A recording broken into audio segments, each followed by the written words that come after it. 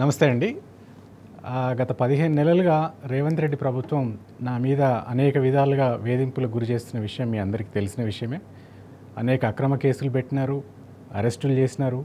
ఇన్ని చేసినా కానీ నన్ను నిలువరించడంలో వాళ్ళు బహుశా సక్సెస్ కాలేదని అనుకున్నట్టున్నారు. ఇప్పుడు తాజాగా వాళ్ళు ఏం చేస్తున్నారంటే నా క్యారెక్టర్ అసాసినేషన్ కోసం ప్రయత్నిస్తున్నారు. అందులో భాగంగానే ఇవాళ దినపత్రికల్లో కొన్ని టీవీ ఛానల్లో ఒక తప్పుడు వార్తని, నన్ను నా పరువుకి నష్టం కలిగించే విధంగా ఉండే ఒక వార్తని ఇవాళ ప్రసారం చేసిన ఈ కొన్ని మీడియా సంస్థలు. వాటి గురించి వివరణ ఇవ్వడానికి ఇవాళ మీ ముందుకు వచ్చినాను నేను. ముఖ్యంగా ఇందులో మొదట వాళ్ళు చేసిన ఆరోపణ ఏంటంటే దాదాపు 18 కోట్ల రూపాయలు ప్రభుత్వ సొమ్ముని వెచ్చించి నేనేదో ప్రైవేటు విదేశీ యాత్రలు చేసినానని వాళ్ళు ఒక ఆరోపణ చేసినారు. ఇది పచ్చి అబద్ధం అండి. నేను గత 10 ఏళ్ళు ప్రభుత్వంలో ఉన్నాను. బీఆర్ఎస్ హయాంలో ఎన్నడూ కూడా ప్రభుత్వ సొమ్మును వాడి వ్యక్తిగత విదేశీ పర్యటనలు చేయలేదు. చేసిన పర్యటనలన్నీ కూడా అధికారిక పర్యటనలే. అంటే అప్పుడు మంత్రి ఐటీ శాఖ పరిశ్రమల శాఖ మంత్రి కేటీఆర్ గారితో పాటుగా తెలంగాణ ప్రభుత్వ డెలిగేషన్లో ఒక సభ్యుడిగా మాత్రమే నేను విదేశాలకు వెళ్ళడం జరిగింది. అట్లా వెళ్ళిన 9 సార్లు 9 పర్యాయాలు కూడా ప్రభుత్వము ఆ పర్యటనకు సంబంధించిన పూర్తి ఖర్చులు ప్రభుత్వం అప్పుడు ఐటీ శాఖ భరించింది. అంతేగాని ఏదో వ్యక్తిగత పర్యటనలు చేశానని వస్తున్న ఆరోపణ మొదటి తప్పు. రెండోది, ఈ 18 కోట్ల రూపాయలు యాక్చువల్గా జరిగింది ఏంటంటే నవంబర్ నెలలో ఒక కాంగ్రెస్ కార్యకర్త చేత ఒక ఆర్టీఐ పిటిషన్ వేయించారండి. అందులో 2 ప్రశ్నలు అడిగారు. ఒకటి, కొంతం దిలీప్ చేసిన విదేశీ పర్యటనల వివరాలు ఏంటని ఒక ప్రశ్న అడిగారు. రెండో ప్రశ్నలో గత 10 ఏళ్లలో డిజిటల్ మీడియా విభాగం ఎంత డబ్బు ఖర్చు చేసిందని ఒక రెండో ప్రశ్న అడిగారు. ఆ 2 ప్రశ్నలకు ఐటీ శాఖలో భాగంగా ఉన్న డిజిటల్ మీడియా విభాగం వాళ్ళు జవాబులు చెప్పారు.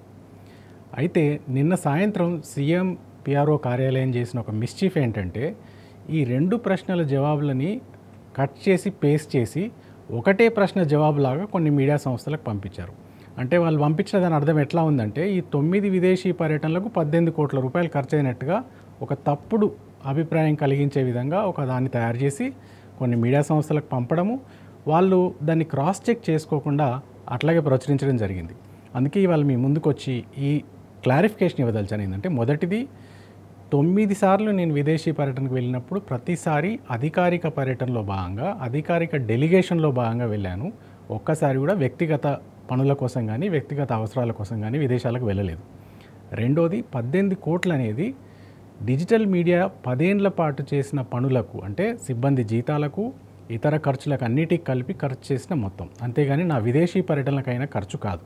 వాళ్ళు ఇచ్చిన ఆర్టీఐ జవాబులోనే చాలా స్పష్టంగా మీరు చూస్తే, మీరు ఇక్కడ జూమ్ చేయగలిగితే ఒకవేళ ఈ భాగంలో మీకు స్పష్టంగా కనిపిస్తుంది.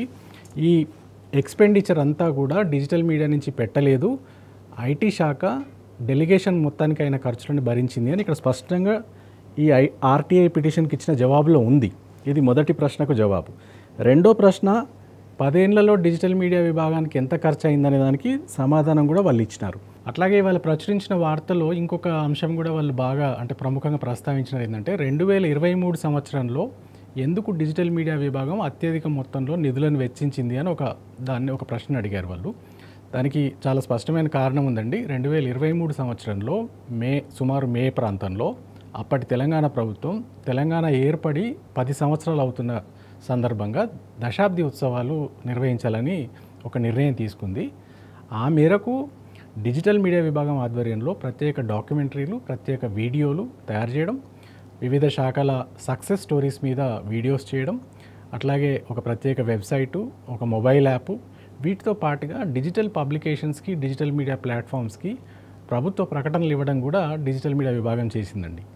దీనికోసం ప్రత్యేకంగా బడ్జెట్ ఇవ్వడం జరిగింది. ఆ బడ్జెట్ 2023 టోటల్ స్పెండ్లో రిఫ్లెక్ట్ అవ్వడం వల్లనే మీకు 2023లో ఎక్కువ సొమ్ము ఖర్చు అయినట్టుగా చూపిస్తుంది.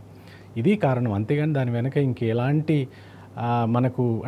ఇంకెలాంటి కారణాలు లేవు. వీళ్ళు ఏదో చాలా తప్పుడు వార్తలు రాసినట్టుగా వేరే కారణాలు ఏమీ లేవండి.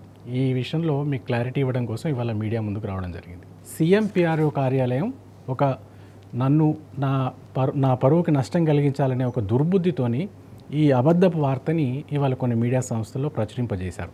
దాన్ని ఖండిస్తున్నాను. ఇట్లాంటి వ్యక్తిత్వ హనన ప్రయత్నాలను మానుకోవాలని వారికి సూచిస్తున్నాను. మీరు ఇట్లాంటి ప్రయత్నాలు ఎన్ని చేసినా కానీ ప్రభుత్వం యొక్క వైఫల్యాలను ప్రశ్నించడం కానీ, కాంగ్రెస్ ప్రభుత్వం యొక్క అరాచక పాలనని ఎండగరడం కానీ నేను మానడం ఉండదు. సోషల్ మీడియా వేదికగా మీ తప్పులను ఎత్తి చూపుతూనే ఉంటాం. ఎన్ని కేసులు పెట్టినా, ఎన్ని అరెస్టులు చేసినా, జైళ్ళ పాలు చేసినా కానీ తగ్గేది మాత్రం లేదు. నేను తెలంగాణ రాష్ట్ర సాధన ఉద్యమంలో గౌరవ కేసీఆర్ గారి నాయకత్వంలో, కేటీఆర్ గారి నాయకత్వంలో ఎంతో నిబద్ధతతో పాల్గొన్నాను. తర్వాత వచ్చిన తెలంగాణ స్వరాష్ట్రంలో కూడా అంతే నిబద్ధతతో నేను ఒక శాఖలో, ఐటీ శాఖలో డిజిటల్ మీడియా డైరెక్టర్గా పనిచేస్తున్నాను. ఒక్క రూపాయి కూడా ప్రభుత్వ సొమ్ముని దుర్వినియోగపరచలేదు, నా వ్యక్తిగత అవసరాల కోసం వాడుకోలేదు. కాబట్టి ఈ దుష్ప్రచారాన్ని మానుకోవాలని నేను సంబంధిత ఎవరైతే ఈ ప్రచారం వెనుకున్నారో వారికి విజ్ఞప్తి చేస్తున్నాను. అట్లాగే ఈ తప్పుడు వార్తలు ప్రచురించే మీడియా సంస్థలకు కూడా నేను తప్పనిసరిగా లీగల్ నోటీస్ పంపుతానని కూడా హెచ్చరిస్తున్నాను. Thank you. జై తెలంగాణ.